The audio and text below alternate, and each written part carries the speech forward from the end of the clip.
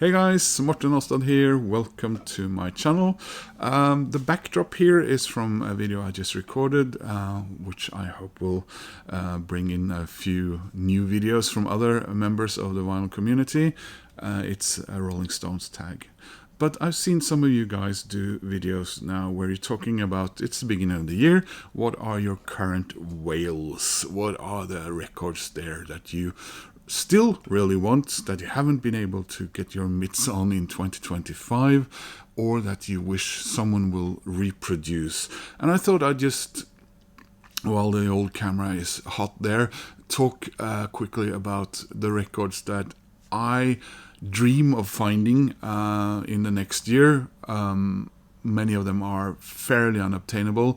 Some of them I can probably get through Discogs, but the prices sometimes tend to be awful, or they also sometimes are in a not the best of shape. And a lot of sellers on Discogs seem to have sort of put Norway on a do not ship to list, and that might be tariffs and things taking forever and ever to get here, especially from the United States. Canadian sellers don't seem to be quite the same problem, but you know, it is what it is. But I thought I'd first talk about records I hope will get a reissue sometime in the foreseeable future, because they have either never been on vinyl, or those vinyl came out so long ago that they're either in extremely limited numbers out there, and basically more or less unobtainable. So before I start with the actual whales, I thought I'd mention, which are records that does exist. I thought I'd talk about my wish list. First of all, I would love to see the first two solo albums by Neil Finn getting a vinyl issue. They never been, never been released on vinyl. They came out at the very tail end of the 90s, very early 2000s, and they are Try Whistling This, which is arguably his most crowded house sounding solo album. They had recorded a couple of songs for a compilation album sometime after Together Alone, after Paul Hester had left the band and they got a new drummer, and then he packed it in. So I think a lot of those songs were meant for what would have been the next Crowded House album. And then of course there's 1-0 or 1-all, depending on if you bought it from the rest of the world or the US. That one has also never seen a vinyl release, and I dearly hope that this very much more experimental solo album by Neil Finn will be getting a release on vinyl. Next up, we have the second studio album by the Finn brothers. So that was Neil Finn and his brother Tim Finn, both of course of Split Enz and Crowded House fame, albeit briefly for Tim, and that is the album Everyone Is Here, which is a wonderful album, and again one that I actually have a signed CD of in a frame just over there, but it never got as far as I know, a vinyl release. And of course, I'm missing one Prefab Sprout album from my collection on vinyl, and that's because it's never been gotten an official release on vinyl, and that is The Gunman and Other Stories.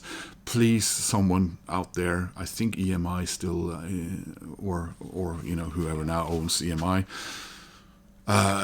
was the one that released that, and it is the only one that has never seen a release on vinyl, and I would dearly hope that someone makes an effort to make that happen.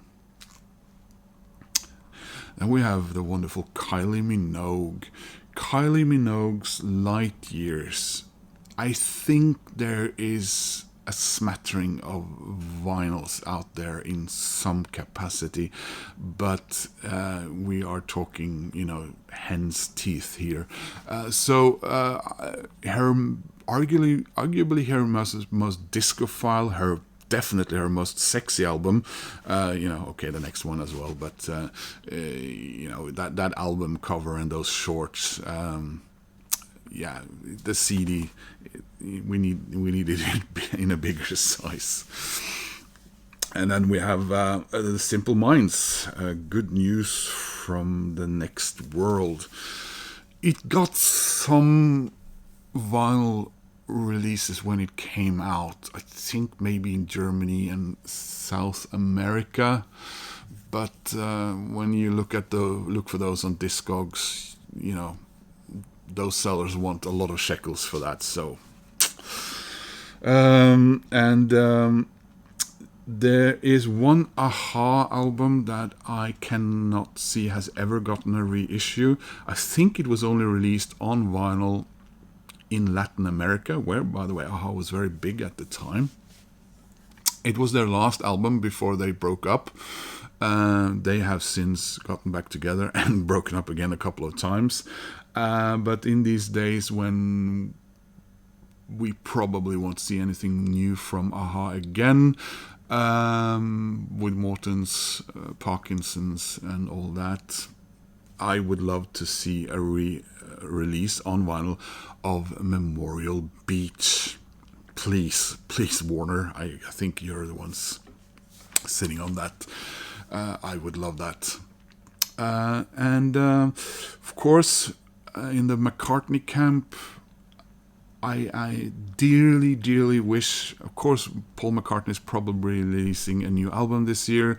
So again, maybe that'll put the kibosh on this.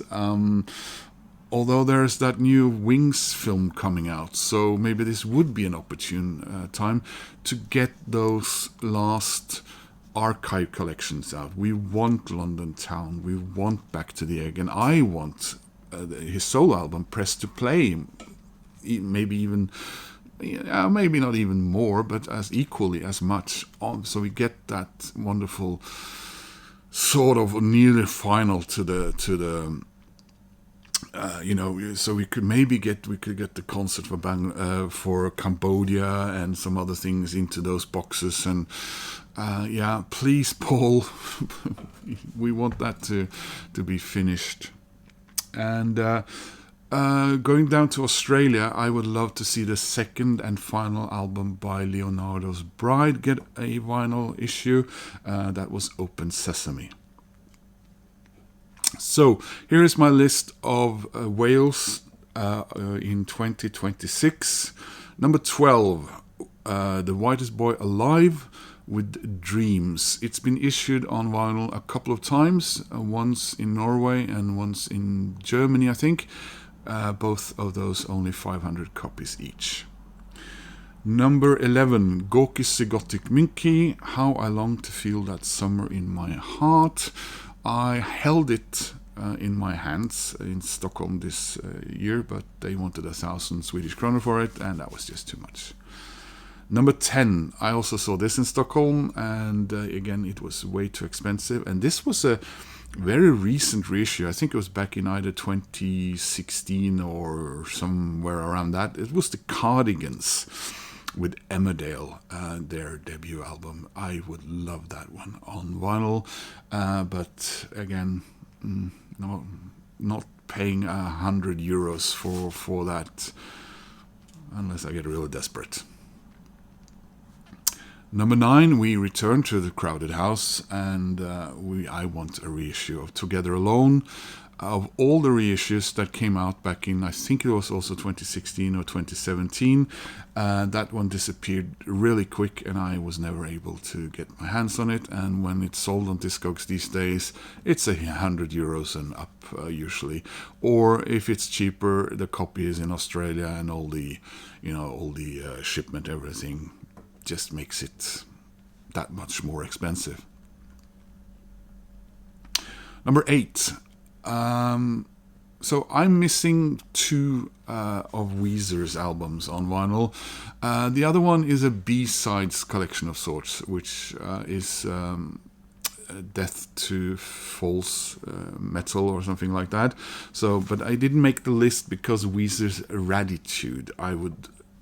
as much as people, you know, shit on that album, it's still one that I think was quite fun and I enjoyed, and I mostly enjoy everything from Weezer, and I don't have that album on vinyl, and it's been out of print for, well, since it came out basically, and you know, it came out in the days when vinyl hadn't taken off again, so yeah, please.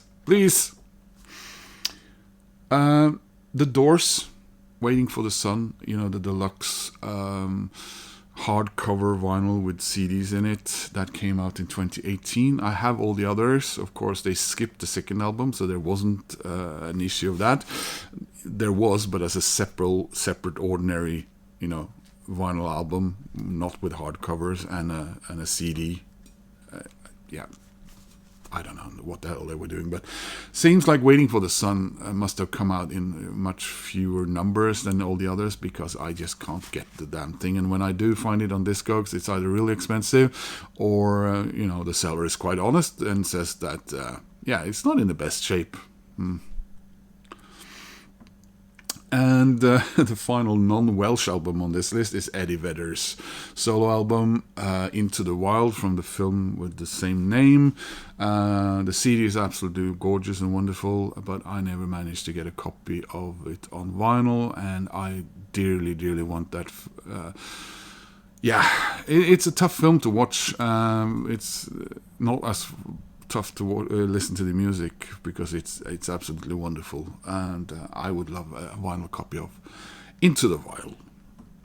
From there on, we go to Wales, and we stay there with number 5. It's Gruff Rhys, the former, well, now back again, singer of Super Furry Animals, and his third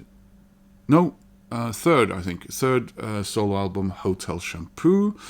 And number 4, again, Gruff Rhys with his solo debut, which is Yr Afal Genhelaeth, something like that. Sorry. Beautiful album, very expensive if you want to find a used second-hand copy of that on Discogs. Number 3, we stay, as I said, in Wales with Catatonia. You know, the wonderful Cerys Matthews. Their debut album is one of my absolute favorite albums of the 1990s. Started that whole, along with Super Furry Animals and several other Welsh bands, that, you know, cool comedy wave there with Way Beyond Blue. Number 2, Super Furry Animals. Last album missing from my studio album collection, and I haven't mentioned, for example, Manic Street Preachers, Pearl Jam, or was it Super Furry Animals? B-side collections. Those are also near unobtainable. You know, the Manic Street Preachers, you know, the vinyl, the few vinyls that came out of that, it's a starting price, it lies around 500, near 600 euros. But yeah, Super Furry Animals, Dark Days, Light Years is the last studio album I'm missing from my collection. And then finally, Manic Street Preachers with a Journal for Plague Lovers. That is also the last studio album I'm missing from my collection. So we have several last studio albums missing here. We had Manic's, Super Furry Animals, Weezer, and I suppose Crowded House, as far as the classic albums goes. So that was my list of Wales for 2026. What are yours? Will you keep an eye out for them if you see them? And do you also think that the early things that I mentioned here should get reissues? Thanks for watching. Please click like, that helps my channel. If you want to subscribe, well, that makes me happy, and I hope to see you guys soon in another video. Take care. Bye bye.